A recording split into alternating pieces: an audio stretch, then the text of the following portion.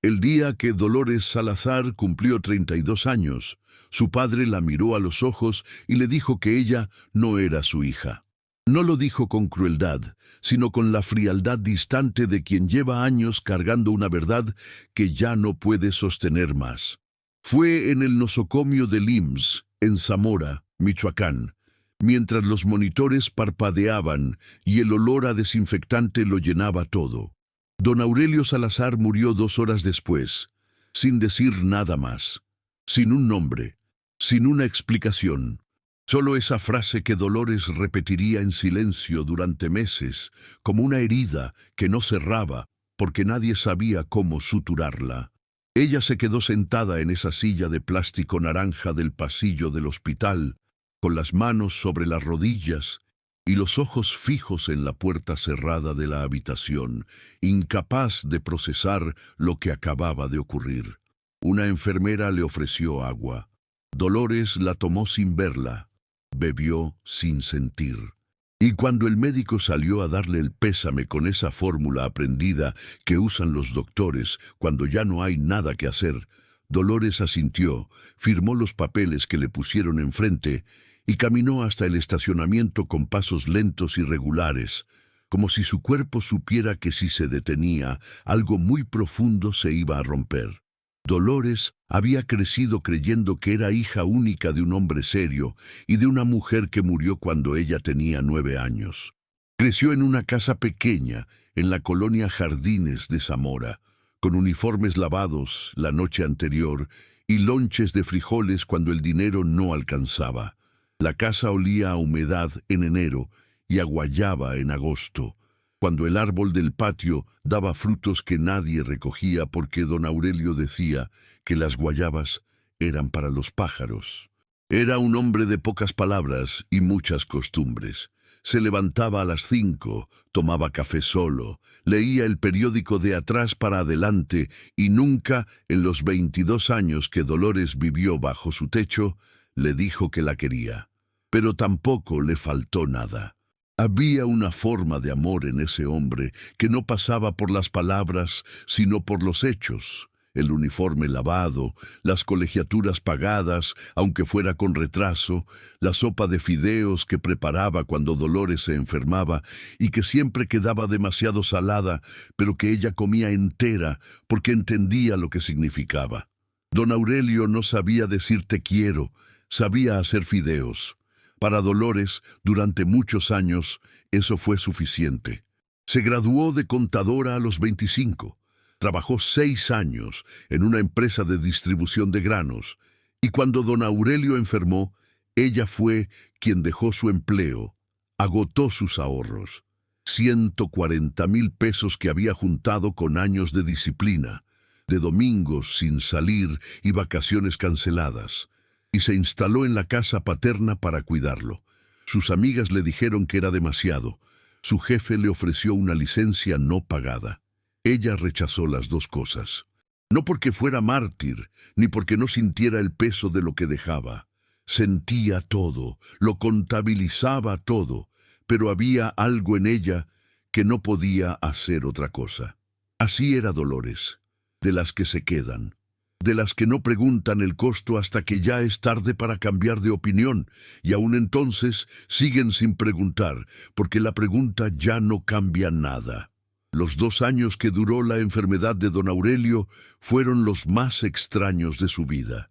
No por el cansancio, que era real y constante, y se acumulaba en la espalda y en los ojos, sino porque vivir de nuevo en esa casa la obligó a ver cosas que de niña no había podido ver. La gaveta que don Aurelio siempre cerraba con llave. Las cartas que quemó una madrugada en el patio cuando creyó que Dolores dormía. El nombre que murmuró una noche de fiebre alta, un nombre de mujer que no era el de la madre de Dolores, y que el viejo negó haber dicho cuando ella le preguntó al día siguiente. Dolores anotó todo en esa parte de la mente donde los contadores guardan las anomalías, sin urgencia, sin drama, pero sin olvidar. Porque los números que no cuadran siempre terminan por cuadrar de otra manera. Después de que el viejo murió, llegaron los abogados, y con ellos un hermanastro que Dolores nunca supo que existía, Gilberto Salazar Peña, hijo de una relación paralela que don Aurelio mantuvo en Sahuayo durante 2 décadas. Gilberto era un hombre de 40 años, con traje de poliéster y una sonrisa de negociante que Dolores reconoció de inmediato, la sonrisa de quien ya midió lo que le pertenece antes de saludar. Llegó al despacho del notario 10 minutos tarde. Saludó con ese exceso de cordialidad que usan las personas que no tienen nada genuino que ofrecer, y se sentó con los brazos abiertos sobre la mesa como si el espacio le perteneciera. Dolores lo observó con atención. Estudió sus manos, sin callos, sin tierra, sus zapatos, italianos, sin rasguños, y la forma en que miraba al notario con una familiaridad que sugería que ya habían hablado antes de esa reunión. Eso también lo anotó. La herencia era simple. La casa de Zamora, valuada en 800,000 pesos, y un rancho en el municipio de Vista Hermosa, a 40 kilómetros de distancia. El notario, el licenciado Fuentes, leyó el testamento en voz monocorde. La casa era para Gilberto. El rancho era para Dolores. Gilberto asintió con la cabeza inclinada de quien recibe lo que esperaba. Dolores no asintió ni negó. Preguntó por qué. El licenciado Fuentes le explicó que el testador había tomado sus decisiones de manera libre y voluntaria, y que no era función del notario interpretar las motivaciones del difunto. Dolores preguntó si había algún documento adicional, alguna carta, alguna nota personal. El licenciado Fuentes dijo que no. Gilberto miró su reloj. La reunión terminó en 17 minutos. El rancho se llamaba El Mezquite. Nadie lo había trabajado en 12 años. Eso fue todo lo que Dolores supo de él en ese momento, un nombre y un silencio. Dolores no quería ir. Tenía 22,000 pesos en la cuenta, una renta vencida en Zamora y ninguna razón emocional para heredar tierra que su padre, o quien hubiera sido su padre, nunca le mencionó. Pero Gilberto ya tenía compradores para la casa y un plazo de 30 días para que ella desalojara. Lo dijo con esa amabilidad calculada que hace que la amenaza suene como un favor. No te preocupes, Dolores. Yo me encargo de todo el proceso. Tú solo necesitas llevarte lo tuyo, como si 2 años de cuidados y 140,000 pesos de ahorros y la guayaba del patio y el olor a fideos demasiado salados pudieran caber en 2 bolsas de lona. Pero así fue. 2 bolsas de lona, la computadora con la bisagra rota y el Tsuru del 2003 que arrancaba al tercer intento cuando hacía frío. Manejó hacia Vista Hermosa una mañana de febrero en que el frío bajaba hasta los 4 grados y la carretera olía a tierra húmeda y a leña quemada. Pasó por Jacona, por Tangancícuaro, por pueblos con nombres que sonaban a otra lengua y a otra historia. En un tramo de la carretera, una neblina baja le cortó la visibilidad y tuvo que bajar la velocidad hasta casi detenerse. Esos 10 minutos manejando casi a ciegas, con las manos apretadas en el volante y los ojos fijos en el borde de la carretera, fueron los más honestos de ese viaje, porque Dolores no sabía a dónde iba, no sabía qué iba a encontrar, y por primera vez en mucho tiempo no estaba fingiendo que sí. El rancho era peor de lo que cualquier descripción habría podido anticipar.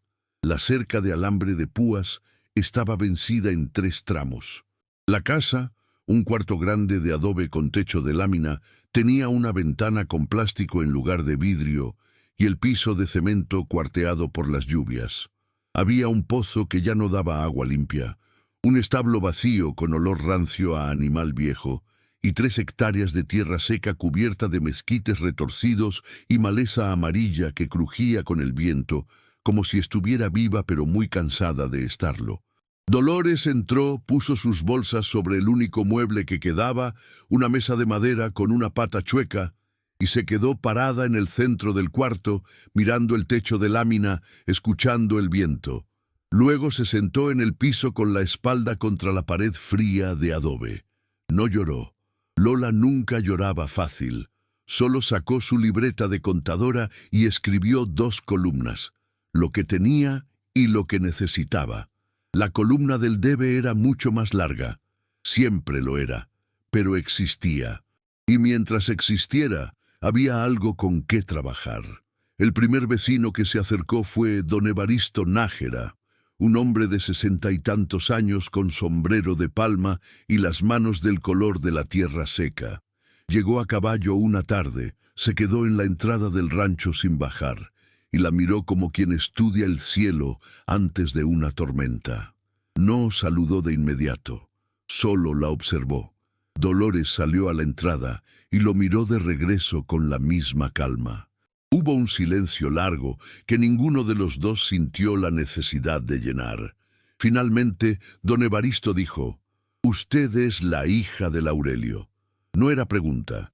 Dolores dijo que sí, aunque la palabra hija le cayó en el pecho con un peso que todavía no sabía cómo medir. El viejo asintió, como si eso confirmara algo que ya sabía, y le dijo que esas tierras habían sido buenas alguna vez, que su padre las había dejado morir de tristeza después de que su madre se fue. Dolores no entendió bien qué quiso decir con eso, pero algo en la forma en que el viejo pronunció la palabra madre le apretó el pecho de una manera que no supo explicar. Le ofreció café. Él aceptó, y esa fue la primera conversación real que Dolores tuvo en Vista Hermosa. Don Evaristo resultó ser una enciclopedia viva del municipio. En 3 tardes de café y silencio intercalado, Dolores aprendió más de ese lugar que en cualquier documento oficial. Supo que el rancho había producido maíz y sorgo hasta 12 años atrás, que el pozo podía rehabilitarse con trabajo y algo de inversión, que había un programa estatal de apoyo a pequeños productores que pocas personas utilizaban porque los trámites eran un laberinto diseñado para desanimar a quien más lo necesitaba. Supo también que el hombre que controlaba la compra de granos en la región, un señor llamado Bernal, apodado El Chivo, había intentado comprar el mezquite 2 veces en la última década a precios ridículos. Supo que los ejidatarios del pueblo lo miraban con respeto público y desconfianza privada. Y supo, sin que don Evaristo lo dijera con todas las palabras, pero sí con el tono y las pausas, que lo que había pasado en el mezquite 12 años atrás tenía más capas de las que un testamento podía contener. Dolores escuchó todo con su libreta abierta. Anotó nombres, fechas, cifras. Era contadora, los números le hablaban. Pero esas tardes con don Evaristo le enseñaron que también las pausas decían algo, y que a veces la información más importante era la que un hombre viejo elegía no dar todavía. La segunda semana, Dolores fue al municipio a revisar los registros de propiedad. La oficina olía a papel viejo y a café quemado. La funcionaria que la atendió tardó 40 minutos en encontrar el expediente de El Mezquite, que estaba archivado en una carpeta de cartón manila con el lomo desintegrado. Dolores lo revisó hoja por hoja, con esa concentración tranquila que le venía de años de auditorías y cierres contables. Fue entonces cuando encontró algo que el licenciado Fuentes nunca mencionó. El rancho tenía una deuda de impuestos prediales acumulada de 17,000 pesos, correspondiente a 8 años de omisión. Si no se pagaba en 90 días, el municipio podía iniciar un proceso de adjudicación. Dolores fotografió cada hoja con su teléfono, agradeció a la funcionaria y salió a la calle con la carpeta bajo el brazo y el estómago apretado. 22,000 pesos menos 17,000 dejaban 5,000. 5,000 pesos para vivir, rehabilitar un pozo, reparar una cerca y plantar algo que diera frutos antes de que el dinero se acabara. Era una ecuación sin solución obvia. Pero Dolores ya había vivido ecuaciones sin solución obvia. La clave era no buscar la solución completa de golpe, sino el primer paso que hacía posible el segundo. Esa noche no durmió. Se quedó despierta hasta las 3 de la mañana con su computadora, la que tenía la bisagra rota y que sostenía con un pedazo de cinta de aislar que cambiaba cada semana, buscando información sobre los programas de la Secretaría de Agricultura. La señal de Internet en el mezquite llegaba débil desde el pueblo, así que cada página tardaba en cargar y Dolores esperaba con la paciencia de quien no tiene alternativa. Encontró lo que buscaba en el tercer sitio web que revisó: el programa de apoyo a la agricultura familiar de pequeña escala, con convocatoria abierta hasta el 15 de marzo. Eran 12 días. El apoyo máximo era de 80,000 pesos no reembolsables para proyectos de rehabilitación productiva en predios de hasta 5 hectáreas.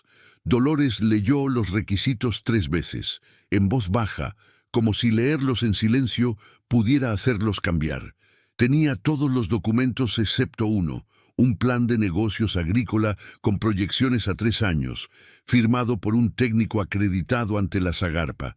Sin ese documento, la solicitud era papel mojado.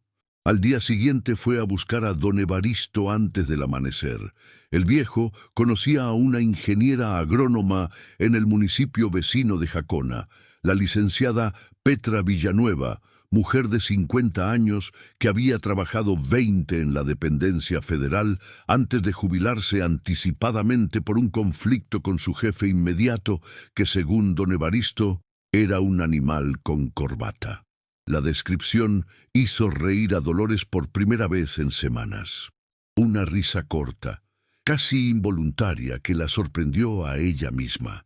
Petra cobraba 3,000 pesos por elaborar un plan técnico. Dolores tenía 5,000. Aceptó sin pensarlo 2 veces. Quedaban 2,000 de margen para comer durante el tiempo que tardara el proceso. Era ajustado. Era posible. Petra Villanueva llegó al rancho 3 días después en una camioneta pick-up roja, con el parabrisas lleno de calcomanías de sindicatos y un termo de café que nunca soltó en las 4 horas que estuvo recorriendo las hectáreas. Era una mujer de movimientos precisos y palabras directas, del tipo que no hace preguntas innecesarias ni da explicaciones que nadie pidió.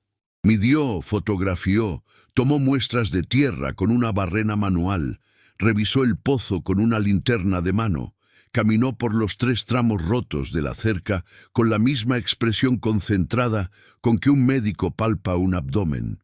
Murmuró cosas en voz baja que Dolores anotaba, aunque no siempre las entendiera.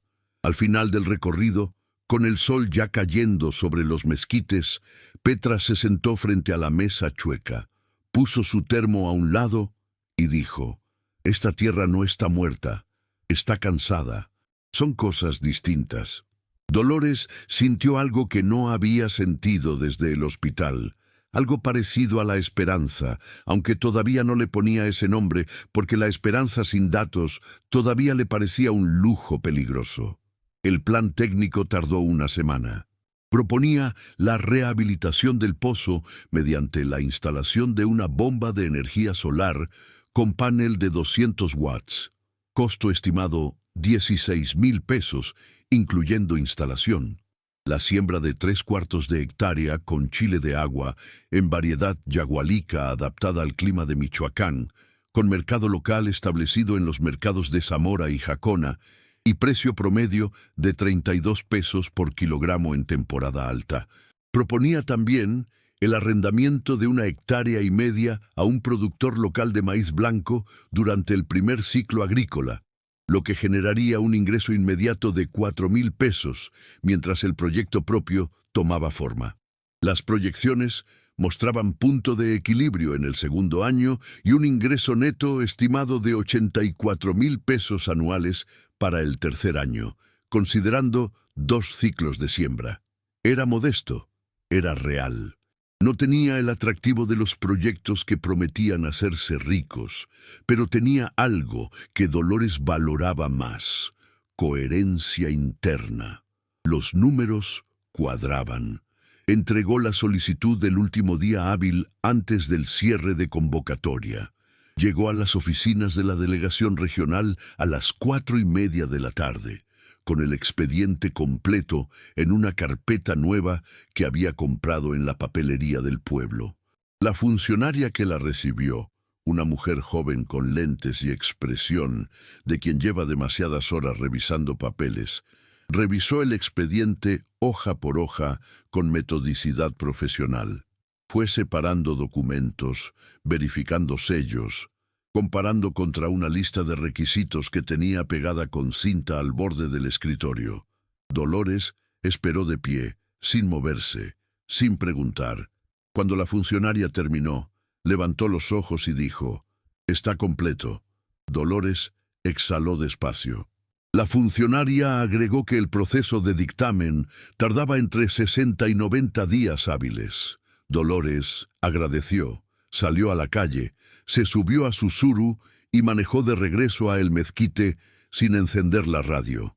Necesitaba escuchar sus propios pensamientos. Fue durante esos meses de espera que Dolores empezó a preguntar sobre su madre. No con urgencia ni con drama, sino con la paciencia metódica de quien revisa una contabilidad con anomalías. Era contadora. Sabía que las preguntas apresuradas producen respuestas incompletas y que la información más valiosa suele estar en los silencios que rodean a las respuestas directas. Preguntó a vecinos viejos en el mercado con la excusa de comprar jitomates o preguntar por el precio del aguacate. Preguntó a la señora que atendía la tienda de abarrotes en el crucero de la carretera, una mujer llamada Esperanza, que llevaba 40 años en el mismo lugar y sabía más de ese municipio que cualquier archivo. Le preguntó también al sacerdote de la parroquia, el padre Cipriano, un hombre de 70 años con voz grave y ojos que habían visto demasiado para escandalizarse de algo. Fue el padre Cipriano quien, una tarde después de misa dominical, cuando el atrio estaba vacío y el sol de las 6 empezaba a ponerse detrás del cerro, le dijo algo que cambió el orden de sus preguntas. «Tu madre no murió, mija. Tu madre se fue, y lo que dejó aquí todavía duele». Dolores se quedó parada frente al atrio con las piernas que no terminaban de decidir si moverse. El padre Cipriano no dijo más. Solo la bendijo con esa economía de palabras que tienen los viejos que ya vieron demasiado y aprendieron que no toda verdad se entrega de golpe. Dolores no preguntó más ese día. Caminó de regreso al rancho despacio, por la terracería, escuchando el ruido de sus propios pasos sobre la tierra seca. Esa noche, sentada en el piso de adobe con la espalda contra la pared y la libreta sobre las rodillas, Dolores reescribió la columna de lo que faltaba. Ya no era solo tierra, agua, dinero. Había algo más, algo que los números no podían expresar pero que pesaba igual. El nombre de la mujer que el padre Cipriano dijo que se había ido. La mujer que no había muerto. La mujer que era, de alguna forma que Dolores todavía no entendía, parte de la razón por la que el mezquite existía, por la que don Aurelio había dejado morir esa tierra, y por la que ella, Lola, la contadora de Zamora, la que siempre se quedaba, había llegado hasta aquí, siguiendo el hilo de una frase dicha por un moribundo que tampoco tuvo el valor de decirla completa. La señora Esperanza de la tienda fue más generosa que el padre Cipriano.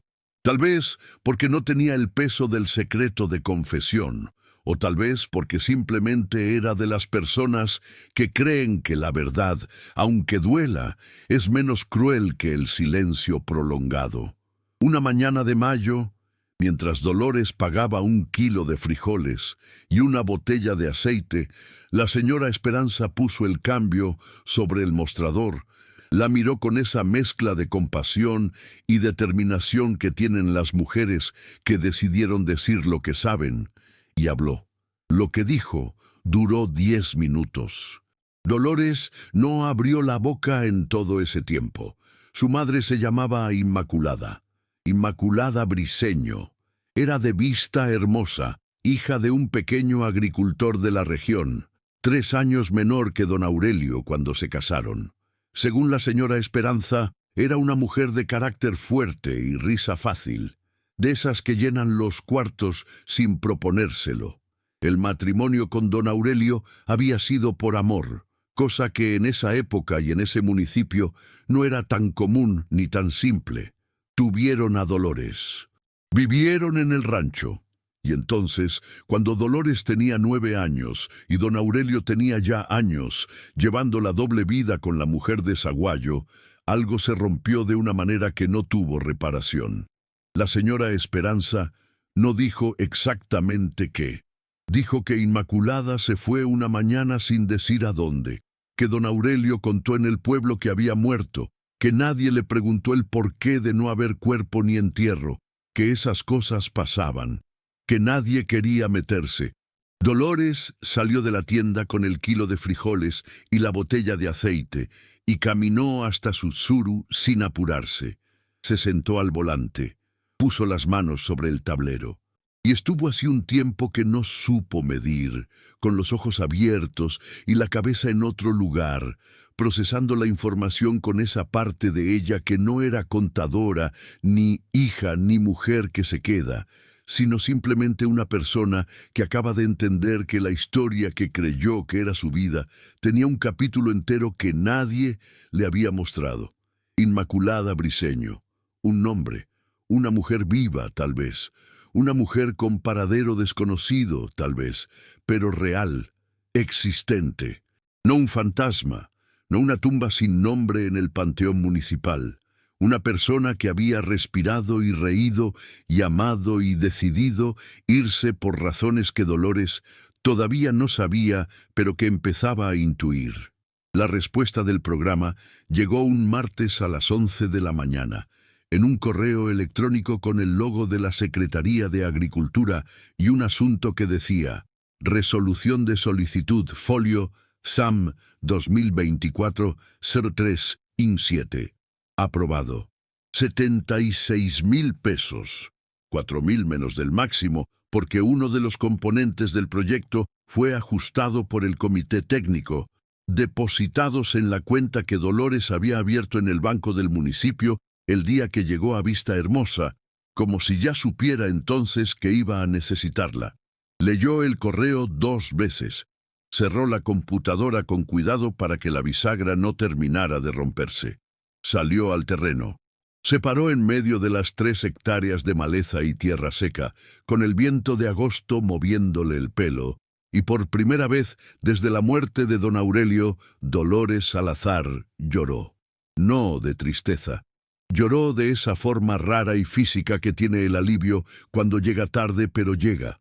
Las lágrimas calientes, la garganta apretada, los hombros que se aflojan como si hubieran estado en tensión tanto tiempo que ya no recordaban cómo estar de otra manera. Lloró 5 minutos. Se limpió la cara con la manga de la chamarra y volvió adentro a hacer la lista de lo que había que hacer primero. La bomba solar quedó instalada en 3 semanas. Un técnico de Jacona llegó con su ayudante.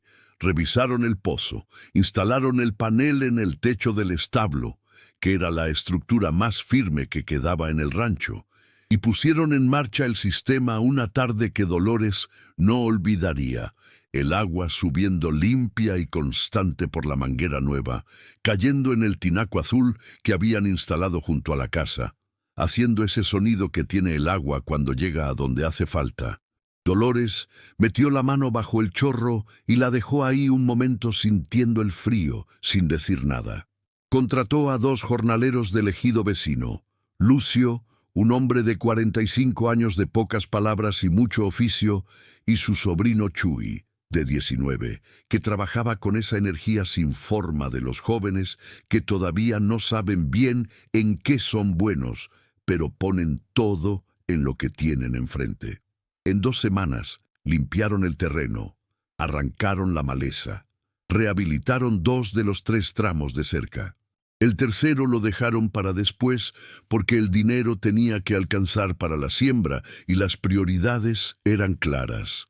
Dolores les pagó puntual cada viernes, en efectivo, como había acordado. Lucio la miró la primera vez que puso los billetes en su mano con una expresión que Dolores no supo leer del todo, pero que tenía algo de sorpresa y algo de alivio, como si no estuviera completamente seguro hasta ese momento de que el trato fuera real. Arrendó la hectárea y media a Fortino, el productor que don Evaristo le había recomendado. Fortino era un hombre de 50 años, callado y cumplido, que trató el arrendamiento como un asunto de honor y pagó los 4,000 pesos por adelantado sin que Dolores se los pidiera. Así se hace, dijo, así se hizo. Sembró su primer cuarto de hectárea de chile de agua en septiembre. Siguió al milímetro las indicaciones de Petra Villanueva, quien llegó 2 veces ese mes sin cobrar extra, con su termo de café y su barrena, a revisar la humedad del suelo y la densidad de la siembra. Dolores la acompañaba en cada recorrido con la libreta, anotando observaciones, midiendo distancias, aprendiendo el vocabulario de la tierra con la misma metodicidad con que había aprendido el de la contabilidad.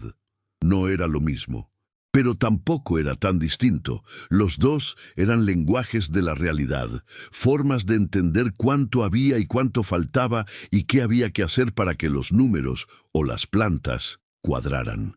Lo de Gilberto volvió en octubre. Llegó sin avisar, con su traje de poliéster apenas distinto al de la primera vez y la misma sonrisa que Dolores ya sabía leer de memoria, acompañado de un hombre que presentó como socio inversionista. Traje gris, maletín de cuero, manos sin tierra. Traían una oferta de compra por el mezquite, 300,000 pesos. Dolores los recibió en la entrada, sin invitarlos a pasar. Escuchó la oferta con la calma de quien ya no tiene nada que perder y por eso mismo ya no le entra el miedo. Miró la carpeta que el socio inversionista abrió sobre el cofre del surú. Leyó los números con atención. Luego miró a Gilberto. Le dijo que no. Gilberto insistió. Mencionó el esfuerzo del rancho, los riesgos del campo, la inestabilidad del mercado agrícola, la dificultad de una mujer sola en ese municipio. Dolores asintió a cada punto como si tomara nota. Era cierto. Todo lo que decía era cierto. Y aún así dijo, todo eso es cierto. Y aún así, no. El socio inversionista abrió la boca para agregar algo. Dolores lo miró con esa calma que no es frialdad sino concentración. La misma con que miraba una hoja de cálculo con un error que todavía no encontraba. El hombre cerró la boca. Gilberto guardó la carpeta. Se fueron sin decir más. Esa noche, Dolores abrió su libreta y pasó las cuentas. La deuda predial estaba saldada. La bomba solar funcionaba. El chile de agua crecía. El arrendamiento de Fortino producía ingresos. Los jornaleros tenían trabajo. El pozo daba agua limpia. La lámina del techo había sido parcialmente reparada con dinero del programa. La pata chueca de la mesa había sido sustituida por un trozo de madera que Lucio cortó una tarde sin que nadie se lo pidiera. La columna del haber era, por primera vez desde que llegó a Vista Hermosa, más larga que la del debe. No mucho más, pero más. Pero en la libreta, debajo de las 2 columnas, había algo que Dolores había escrito una noche sin saber exactamente por qué. Un nombre. Inmaculada Briceño. Sin cifras a los lados, sin columna asignada. Solo el nombre, escrito con la misma letra apretada y precisa con que Dolores escribía todo, esperando el momento en que ella supiera qué hacer con él. La señora Esperanza le dijo, semanas después, que Inmaculada había tenido familia en Guadalajara. Una hermana, Rebeca, que se había casado con un hombre de allá, y que por muchos años mandaba cartas al pueblo que nadie recogía porque no había a quien entregárselas. La señora Esperanza guardaba una de esas cartas. La había encontrado entre los papeles de su madre cuando ésta murió. No la había abierto porque no era suya, pero tampoco la había tirado porque tampoco era basura. Cuando se la entregó a Dolores, el sobre tenía el color del tiempo. Amarillo, frágil, con una dirección en Vista Hermosa escrita a mano con tinta azul que el paso de los años había vuelto gris. Dolores tomó el sobre con cuidado. No lo abrió de inmediato. Lo puso sobre la mesa, la que ya no cojeaba, y lo miró durante un tiempo que no supo medir.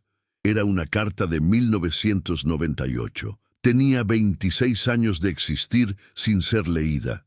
Tenía adentro, tal vez, parte de la respuesta a la pregunta que don Aurelio no supo o no quiso responder en el hospital. Tenía adentro, tal vez, el rastro de una mujer que no había muerto, sino que se había ido, y que tal vez todavía existía en algún lugar del mundo con su nombre completo y sus razones y su propia versión de la historia. Dolores abrió el sobre con el mismo cuidado con que se abre algo que no tiene regreso. La carta era de Rebeca, la hermana. Estaba escrita en 3 hojas de papel cuadriculado con una letra inclinada y nerviosa que delataba urgencia. Decía que Inmaculada había llegado a Guadalajara en el verano de 1994, el mismo año en que Dolores cumplió 9 y le dijeron que su madre había muerto, con una maleta y una niña pequeña que Rebeca no sabía de quién era porque Inmaculada no quiso decirlo. Decía que Inmaculada estuvo en casa de Rebeca varios meses, que luego se fue hacia el norte, hacia Tijuana o tal vez Mexicali, con una prima lejana cuyo nombre Rebeca no recordaba bien, que mandó una postal desde la frontera sin remitente ni dirección de respuesta, que después de eso no hubo más noticias. La carta pedía, con una desesperación contenida que se filtraba entre las líneas formales, que si alguien en Vista Hermosa sabía algo de Inmaculada, por favor escribiera a la dirección del reverso. Dolores leyó la carta 3 veces, la dobló con cuidado, la guardó en su libreta, y luego abrió su computadora, la de la bisagra rota, la que sostenía con cinta de aislar, la que había viajado desde Zamora con ella en una bolsa de lona, y buscó en Google el nombre, Rebeca Briceño, Guadalajara. Había 4 resultados. 2 eran homónimas sin relación evidente. El tercero era un perfil de Facebook con foto de perfil de flores y la localización Zapopan, Jalisco. La foto de perfil era pequeña, pero Dolores pudo ver que era una mujer mayor, de cabello blanco, con una sonrisa que le recordó algo que no supo identificar de inmediato. El cuarto resultado era una mención en el directorio de una iglesia cristiana en Guadalajara. Dolores no escribió ese día. No porque no quisiera, sino porque todavía necesitaba ordenar lo que sabía y lo que no sabía, como cuando una hoja de cálculo tiene demasiados datos sin clasificar y hay que tomarse el tiempo de limpiarla antes de poder leerla bien. Fue al rancho, regó el chile de agua, revisó la presión del tinaco, habló con Lucio sobre el tercer tramo de cerca que todavía faltaba reparar. Hizo las cosas de la tarde con la concentración repartida entre lo que tenía enfrente y lo que estaba ordenando adentro. Esa noche, con el viento de noviembre golpeando suave la lámina del techo y la lámpara de mano, iluminando la libreta, Dolores escribió. No a Rebeca, todavía. Escribió para ella misma en su libreta de contadora con la letra precisa y apretada de siempre. Escribió lo que sabía. Su madre se llamaba Inmaculada Briceño. No había muerto. Se había ido cuando Dolores tenía 9 años, por razones que ella no conocía todavía, pero que intuía tenían que ver con la doble vida de don Aurelio y con algo más. Algo que la carta de Rebeca no decía pero dejaba entre líneas. Había llegado a Guadalajara. Había ido hacia el norte. Tenía en el momento de la carta una niña pequeña cuya identidad no estaba clara. Tenía una hermana en Zapopan que tal vez todavía vivía.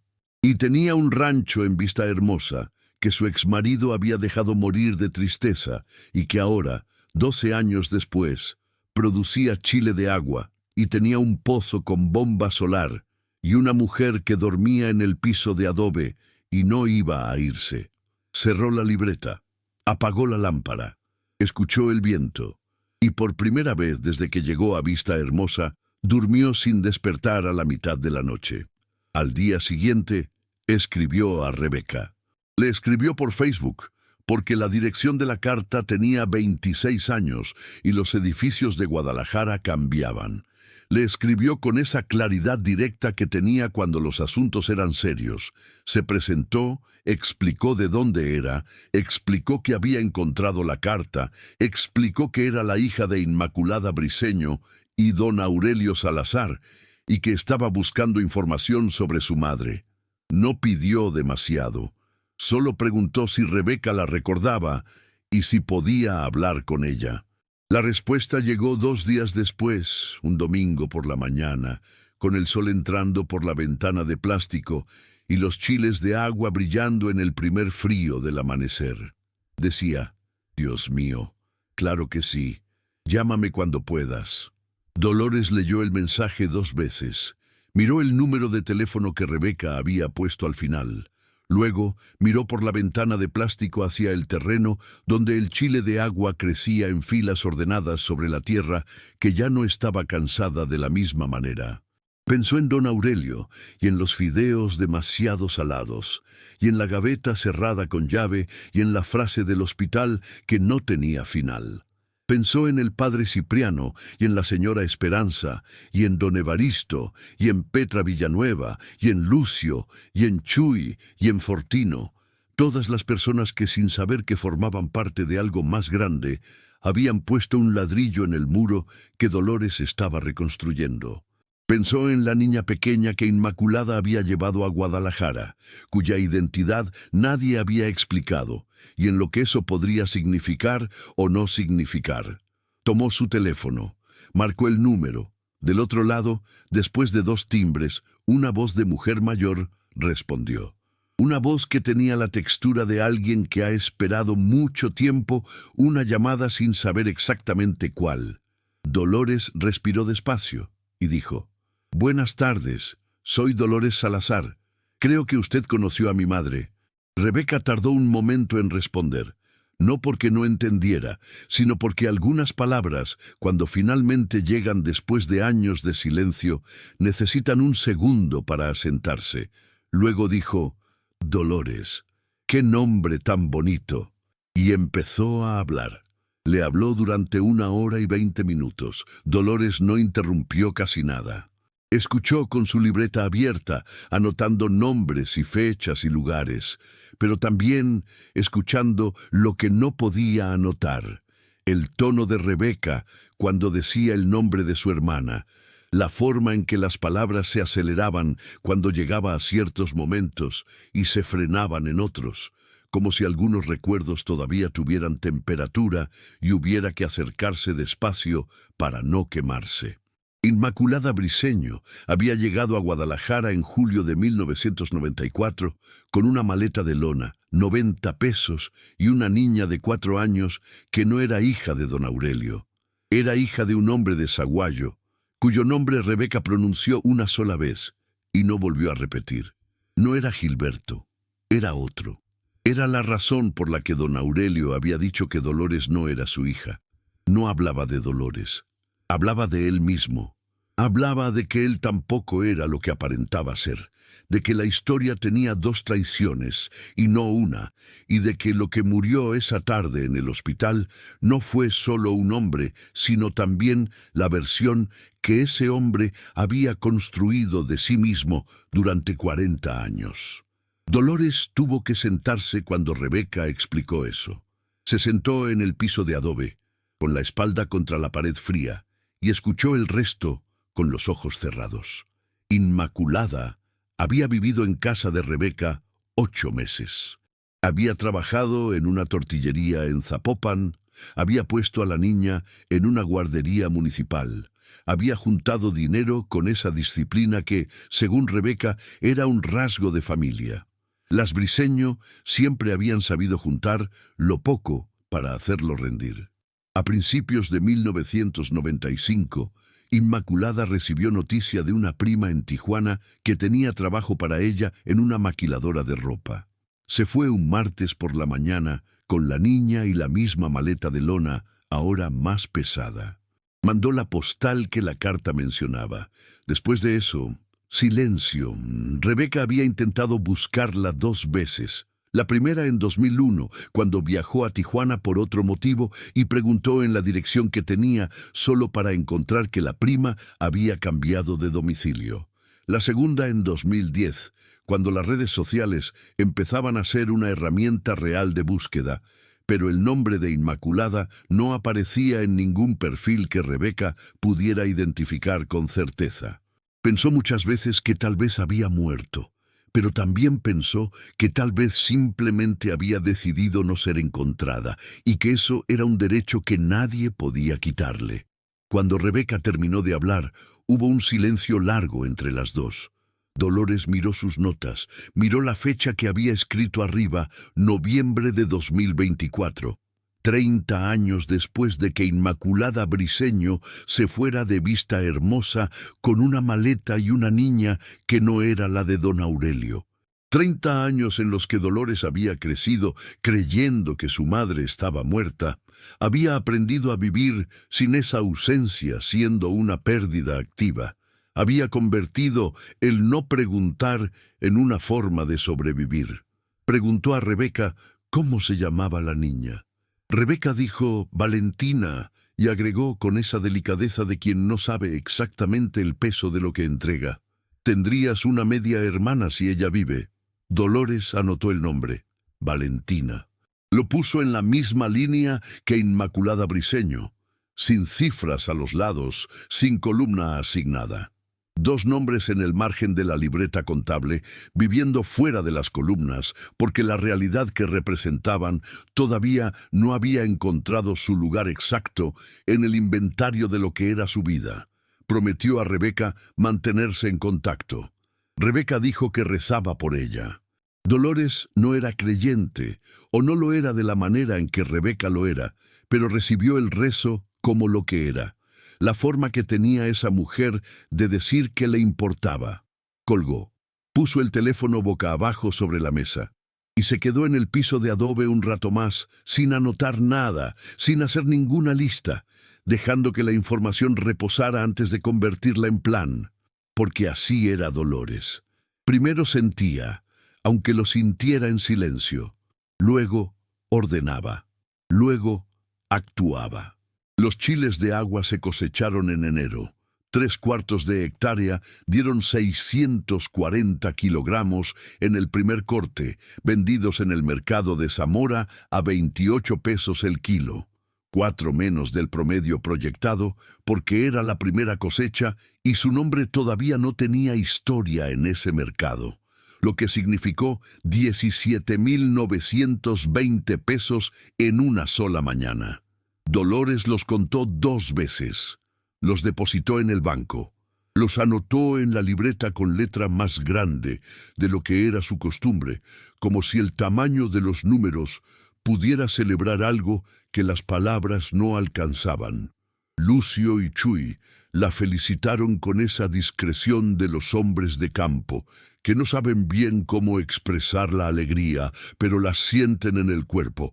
Lucio apretó el sombrero entre las manos y dijo que la tierra había respondido bien, que eso era buena señal para el segundo ciclo. Chuy sonrió con todos los dientes y dijo que a ver si el año que viene le daban un aumento. Dolores dijo que sí, siempre que el mercado acompañara. Chuy dijo que él iba a rezar para que acompañara.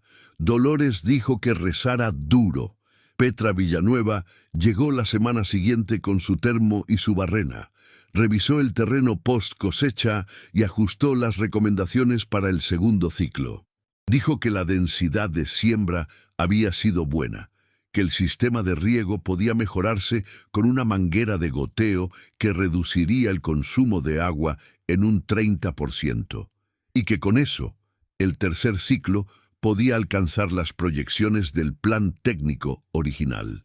Dolores tomó nota de todo. Luego le preguntó cuánto cobraba por acompañar el segundo ciclo como asesora técnica mensual. Petra dijo una cifra. Era razonable. Dolores la aceptó. En febrero llegó una carta certificada. No era del municipio ni de la Secretaría de Agricultura. Era de un despacho jurídico en Zamora, enviada en nombre de Gilberto Salazar Peña. Argumentaba que el testamento de don Aurelio podía ser impugnado por vicios de procedimiento relacionados con el estado mental del testador al momento de la firma y que Gilberto estaba dispuesto a iniciar un proceso legal si Dolores no accedía a una negociación amistosa sobre los derechos de El Mezquite. La carta estaba redactada con el lenguaje de quien sabe que no tiene un caso sólido, pero espera que el otro no lo sepa. Dolores leyó la carta 2 veces, la dobló, la guardó en la misma carpeta donde guardaba los documentos del programa de apoyo y la escritura del rancho. Luego llamó a una abogada en Zamora que don Evaristo le había mencionado meses atrás, la licenciada Sandoval, especialista en derecho agrario y sucesorio, conocida en el municipio por ser de las que no se achican. La licenciada Sandoval leyó la carta por teléfono mientras Dolores se la dictaba y al terminar dijo: «Esto es humo, pero respóndanlo bien para que no se les olvide que usted sabe leer». Dolores dijo que eso era exactamente lo que quería. Acordaron reunirse la semana siguiente. La respuesta legal tardó 10 días en enviarse. Era precisa, documentada, y cerraba cada argumento de Gilberto con el expediente correspondiente. La licenciada Sandoval la llamó después para decirle que era probable que no hubiera más movimientos legales, porque los abogados de Gilberto sabían que no tenían caso, y porque los litigios costaban dinero que solo tenía sentido gastar si el premio era proporcional. 300,000 pesos no lo eran, considerando lo que había costado intentarlo. Dolores agradeció, colgó. Anotó el costo de los honorarios de la licenciada Sandoval en la columna del debe. Era manejable. El segundo ciclo de siembra empezó en marzo. Esta vez una hectárea completa de chile de agua, con la manguera de goteo que Petra había recomendado. Lucio y Chuy llegaron el primer día con un tercer hombre, un primo de Lucio llamado Ramón, que Lucio presentó simplemente como bueno para el trabajo. Dolores lo contrató por el ciclo. El rancho El Mezquite, que 18 meses atrás era un cuarto de adobe con una ventana de plástico y 3 hectáreas de maleza, empezaba a parecerse a algo que tenía futuro. Fue en abril cuando Dolores encontró a Valentina. No fue dramático, no fue como en las películas. Fue a través de una búsqueda metódica que duró 3 semanas y pasó por bases de datos de registro civil, grupos de Facebook de migrantes michoacanos en Tijuana y Baja California, y una cadena de mensajes que empezó con Rebeca y llegó a una mujer en Ensenada que conocía a una mujer en Rosarito que había trabajado con Inmaculada en la maquiladora a mediados de los 90 y que recordaba a su hija Valentina porque era una niña seria y callada que leía mucho. Valentina Briceño tenía 34 años, vivía en Tijuana, trabajaba como técnica en mantenimiento de equipos médicos en una clínica privada. Tenía una hija de 7 años, y según la mujer de Rosarito, que resultó ser bastante más informativa de lo que Dolores esperaba, Inmaculada había muerto en 2019 de una falla cardíaca en Tijuana, rodeada de Valentina y de la niña que entonces tenía 2 años.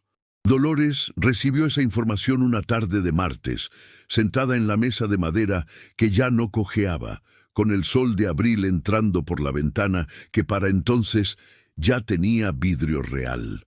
Leyó la pantalla de su computadora. Escuchó el ruido del sistema de riego en el terreno. Pensó en su madre, en una mujer que no había conocido de adulta, que había tomado decisiones en circunstancias que Dolores podía reconstruir, pero nunca terminar de comprender del todo. Pensó que ya no había una cerradura que girar. La cerradura ya estaba abierta, y del otro lado no había un cuarto lleno de respuestas perfectas, sino una historia humana, con sus grietas y sus vacíos, como todas las historias humanas cuando se las mira de cerca. Pero había algo del otro lado que sí era real y presente y vivo. Valentina, una media hermana, Una mujer de 34 años en Tijuana que tal vez no sabía que existía Dolores, o que si sabía algo, lo sabía de manera fragmentada y incompleta, como todo lo que se sabe de una vida cuando la persona que podía contarla ya no está. Dolores buscó a Valentina en Instagram. La encontró en el tercer intento, un perfil privado con foto de perfil de paisaje marino y el nombre completo en la descripción. Le envió una solicitud de seguimiento y un mensaje directo. El mensaje decía: «Hola, me llamo Dolores Salazar, creo que somos familia. Si quieres hablar, aquí estoy, no hay urgencia». Cerró la aplicación. Salió al terreno. Revisó la presión del goteo, habló con Ramón sobre la humedad del surco del extremo norte que había quedado un poco baja, anotó la observación en la libreta. Hizo las cosas de la tarde, cenó frijoles con queso y tortillas de la tienda de la señora Esperanza. Lavó el plato. Se sentó afuera, en el umbral de la puerta de adobe, con el cielo de abril sobre vista hermosa, que era un cielo sin contaminación luminosa, lleno de estrellas que en Zamora no se veían así. La respuesta de Valentina llegó al día siguiente, a las 7 de la mañana. Decía: «Lo sé. Mi mamá me habló de ti antes de morir. Me dijo que si algún día me buscabas, que te dijera que ella nunca dejó de pensarte y que lo que pasó no fue culpa tuya». Dolores leyó el mensaje sentada en el piso de tierra frente al rancho, con la mañana apenas empezando y el olor a tierra húmeda que el riego nocturno dejaba en el aire. Lo leyó una vez, lo leyó otra, lo dejó ahí, en la pantalla, sin responder todavía, sin cerrar la aplicación. Afuera, en el terreno, los chiles de agua crecían en filas ordenadas sobre la tierra que ya no estaba muerta ni cansada. El pozo daba agua limpia. La cerca estaba completa. El techo de lámina ya no goteaba. Don Evaristo llegaría a las 10 con un encargo de semillas que Dolores le había pedido para el siguiente ciclo. Lucio y Chuy y Ramón llegarían a las 8. Petra Villanueva vendría el jueves. La licenciada Sandoval había llamado la semana anterior solo para saber cómo iba el rancho, que era una forma de decir que le importaba sin decirlo. Dolores guardó el teléfono en el bolsillo de la chamarra. Se paró. Miró el horizonte donde el sol de Michoacán empezaba a subir sobre el cerro con esa luz de abril que no tiene prisa. Pensó en todo lo que había perdido y en todo lo que había encontrado, y en la diferencia difícil y real que existe entre las dos cosas. Pensó que no todas las heridas cierran del mismo modo. Algunas cierran dejando piel nueva y algunas cierran dejando cicatriz, y las dos formas son válidas porque en las dos el cuerpo siguió adelante. Sacó la libreta, abrió una página nueva. Escribió arriba, con la letra apretada y precisa de siempre, lo que tenía. Esta vez la lista era larga. Esta vez ocupaba más de media página. Y cuando terminó de escribirla, Dolores Salazar, contadora de Zamora, dueña del rancho El Mezquite, hija de una mujer que no había muerto, sino que se había ido y que había pensado en ella hasta el final, cerró la libreta, respiró el aire frío de la mañana y fue a hacer el trabajo del día.